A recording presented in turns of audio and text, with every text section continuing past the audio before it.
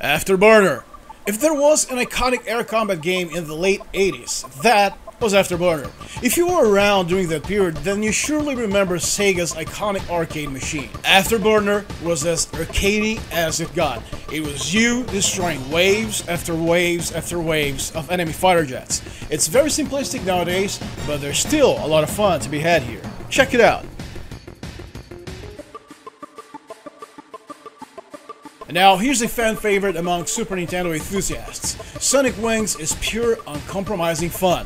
It will get incredibly difficult at times, but Sonic Wings' high-speed gameplay and arcade nature make replaying this game a very enjoyable experience. And besides, you can choose several different pilots, each with a unique fighter jet design, weapons, and special attacks. Super Dogfight. This was actually the first point-of-view air combat game on the consoles that I actually enjoyed.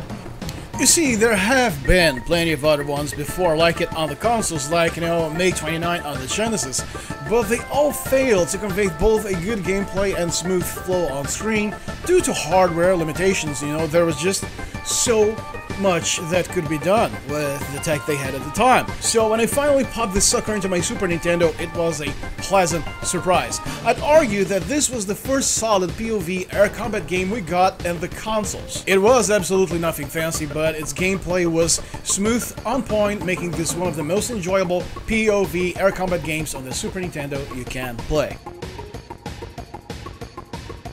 Ace Combat 3. To me, this is where console air combat games began taking a more authentic feel and look to them. Now, don't get me wrong, Ace Combat 1 and 2 were also worth a shot, but Ace 3 brought a huge improvement to this franchise, which, on a side note, is one of my two favorite franchises ever. Let me know your favorite ones in the comments. However, there was something very particular to Ace Combat 3's Western release. Now, let me tell you a little story. You see, back when this game was first released, there wasn't really a whole lot of faith in Western audiences. Allow me to elaborate. Ace Combat 3's Western release was a single disc game, where basically all the story content had been stripped out. Yes, I know it's ridiculous, but it's what they did back then. They thought consumers wouldn't buy into this sort of thing, especially not for an air combat game. You see, Ace Combat 3's Japanese release was very innovative in the sense that not only brought a fully voiced story sections, but also it gave players multiple paths to choose from. So if you know where to look, you find translated versions of this game online. Let's just leave it at that, but I'll tell you this much, it's pure gold. Ace Combat 0. The Ace Combat franchise has always had a heavily political-oriented story, going as far as creating a self-contained fictional universe with treason, tension, honor, hope, and memorable characters. As a matter of fact, the stories contained in most Ace titles are a very good chunk of the reasons why people love this franchise so much. Yes, people play Ace Combat largely due to its story, believe me. And Ace 0 sees a reporter interviewing pilots from an elite squadron in search of the elusive pilot whose call sign is GOM-1. What's really interesting is how the series of interviews unfold, and the radio comms during missions. It all compounds into one engaging story that serves as a powerful backdrop to a robust and amazing gameplay. And this game would serve as a prelude to the next game on our list. You Ace Combat fans know what's coming. Ladies and gentlemen, I give you Ace Combat 5. Now, believe it or not, this was the only video game ever to make me cry. That's right, Last of Us didn't do it, Metal Gear Solid didn't do it, Final Fantasy didn't do it, it was Ace Combat 5. To me, Ace Combat 5 was the franchise's apex in terms of storytelling and engaging characters. Unlike in one of our next titles, which presents a very good gameplay but underwhelming cast and story, Ace Combat 5 manages to make you care about every single one of your wingmen, who all have very distinct and believable personalities. You can picture yourself walking with those guys, having a beer with them, sometimes engaging in fights, but then knowing, okay, everything's gonna be fine, we're buddies, we're bigger than this. It's ridiculous, it's amazing. Even your flight lead before he goes AWOL, and that's close to the heart. But anyway, as I was saying, and just like in Ace Combat 0, you can also issue orders to your wingman, and believe it or not, they actually do a very good job. Of course, they'll never be as aggressive as you are going to be, but you can trust them enough to issue orders to attack specific targets and head somewhere else, or scatter when push comes to shove, and believe me, it will very oftenly, and even covering your 6 when the heat's on you, which will also happen a lot of times. This is truly a memorable air combat game and my favorite ever in this genre. So much that when I bought Ace Combat 7, which is also going to be featured here in this list, you Ace fans know it's coming, I saw that the edition I bought came with a digital copy of Ace Combat 5. Oh my god, I was so happy. And to be honest, I enjoy playing Ace 5 again more than I enjoyed Ace 7. But we'll get to that game in a moment. Ace Combat X. Now, don't be quick to dismiss this title simply because it wasn't a PSP, especially if you're running this on the PPSSPP. What a stupid name, Jesus Christ, who came up with this? But anyway, what really matters here is that this software works like a charm. It's amazing. So the graphics will look a lot better. And getting this Getting this game, yes, that's the word I was looking for, to run at higher resolutions doesn't take much from one's computer nowadays. You know, pretty much anyone can do that. And every single gameplay element that's a staple in this series is there, with the addition of branching paths, further enhancing your replay value. Now, this game's only downside is its story. Like I said, the story element is a strong presence and it's a strong component in the Ace Combat franchise, at least from Ace 3 onwards. However, in here, it just, you know, it lacks the punch and elegance it was delivered on the PlayStation 2's Holy Trinity. And yes, Ace 4 is worth it too, but I didn't want to turn this video into, hey guys, play Ace Combat and maybe some other games. Which is totally what you should do, but I'm trying to be diverse here. Up next, Assault Horizon. I know. Lower your pitchforks. You see, 99.9% of the players hated this game when it came out. You know, I'm talking about Ace Combat fans. And there's solid reason for this, okay? I cannot defend this against the arguments that are made against it. But even so, I decided to figure it in this list. And in order to tell you why, I'm going to explain how this game works to non-Ace Combat fans. The Ace Combat franchise has always set itself in that simcade sweet spot. It wasn't as simple as, say, Sonic Wings, which I've shown in this list, but also it wasn't as complex as old computer air combat simulators games where you needed the game's manual to play because of how complex the command scheme was. You see, even though Ace Combat takes many liberties with its physics and gameplay systems, it's still grounded on reality to an extent. However, Ace Combat Assault Horizon decided that, you know, this wasn't needed anymore. So it saw the franchise take a turn for the arcade side of things with a twist for the absurd, like a helicopter doing a barrel roll. And also it had a machine gun turret section in an attempt to make this game look even more appealing to Western audiences because that's what they thought would stick at the time. Yeah, I know, stupid. Needless to say, this game bombed like it was nobody's business. Now, you're wondering, dude, you're practically selling us against the fucking thing, then why is it here? Because if you're able to look at this game not as it was supposed to be, as an Ace Combat title, and take it for what it offers, it's entertaining. And there's also that on-rail assistance system, which does make the game very, very easy, even at higher difficulties. But as a brainless and beautiful, entertaining game, it fits the bill perfectly. And I only took 4 years ever since the game's release to accept that, and sometimes I'm still conflicted about it. But go play it, it's fun. Tom Clancys Hawks. Ah, yes, Tom Clancy, the man whose face no one's ever seen, but every gamer knows. There's been so many titles released under his brand that he's probably living off somewhere in a private island right by now.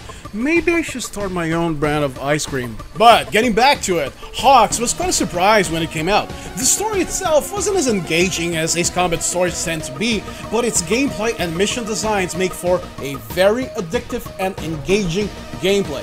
Besides having an augmented reality system which eases the player into optimal flight routes to each target, and the free flight mechanics which allows the player to pull some interesting maneuvers like Pogachev's Cobra with ease, and surprisingly enough, even though you will be looking at your plane from a distance and not in some sort of over-the-shoulder point of view, works really, really well. You know, it's intuitive, it's easy to know where you're going and what's happening. However, unlike in Assault Horizon, those systems are optional. You see, Assault Horizon's problem is that the game's mechanics and enemy fighter programming are done to try and force you to use the assisted flight mode. In Hawks, however, aside from maybe a few mandatory sequences, you can do it the classic way. Do however you want. I played this one on the PC and had an amazing time with it. There's a lot of variety in this title, so if you're an air combat fan, then check this one out. It's also available for PS3. I don't know for Xbox, but, you know, I never had one. Ace Combat 7. Now, for our final game, before our very special feature, which is more like a tribute to the story of air combat games, I present you Ace Combat 7, the pinnacle of console air combat gaming, visually speaking that is. Even though this one was released for the PS4, its graphics will blow anyone away and could very well be considered the current gen in terms of quality. I still remember the first time I took down a target with a missile. The sound effects, the way the cockpit shook, it all felt amazing and managed to convey that magic, it feels real sensation even though none of us could actually confirm that. And chances are things have been enhanced for the sake of entertainment. Unless you watch channels like CW Lim1, I don't know if I pronounced his last name correctly, let me know in the comments if I did. You know, he actually took a look at Ace Combat 7. It was a really entertaining video to watch, and what makes it fun is that he is a real jet fighter pilot, and he also has this series called Mover Ruins Movies. We all know movies will always take liberties for the sake of entertainment, but watching a pro telling you what's what is very entertaining. And no, he didn't ask me to mention his channel, hell, he doesn't even know who I am, but I like his work so much that, yeah, here's some free publicity, Mover. Keep up the good work. However, Ace 7 fails on certain critical areas, the first one being, shockingly enough, its story. It starts off really strong, but after a certain critical event, you know, you're sent to what's basically an island for war criminals. And as the story develops, the people you have in your own squad fail to bring any sense of identification to the player, they're just too bland. Now, the story has modern-day elements like drones used in combat, but overall, it's also lacking. And even the game's ace, Mr. X, you know, it's kind of generic, you know, they try setting him up to be a legendary figure or someone important, but he also falls flat. He's just an enemy that's very good. Hell, man, even Akula, you know, Ace Combat Assault Horizon's antagonist, managed to make a bigger impression than Mr. X, so no. And Ace 7 also has a few other flaws, and one of them is somewhat glaring: the mission design. There are just too many ground strikes, core-oriented missions. That's lazy. Now, having one or two of those, that would be fine. But the problem is, with so many present in this game, this works against both the variety in terms of gameplay experience and is a waste of game time. If you've played other Ace titles, then you'll know that a lot of the story actually happens while you're flying, both in radio chatter and gameplay choices in very specific combat moments. You know, they wasted a lot of screen time here. I'm sorry it happened. And now the final flaw I see in Ace Combat 7 is not being able to issue orders. Now, one could argue, well, that's, you know, just because the way the characters have been written and blah, blah, blah, blah, blah. But, motherfucker, the moment you're airborne with a squadron, someone has to take the lead. Someone has to take point. This isn't a free-for-all. However, the game's strong points, you know, the gameplay, the graphics, the overall feel of airspeed that you're gonna get, the feeling of immersion. So, in the end, it's still an awesome game, and I'm not saying this just because this is my favorite franchise ever. No, if it's bad, it's bad. If it's good, then I say it's good. And before we get to our very special retro feature, which I'm pretty sure a lot of you guys know what it's gonna be, let me know in the comments right now if you know what it is.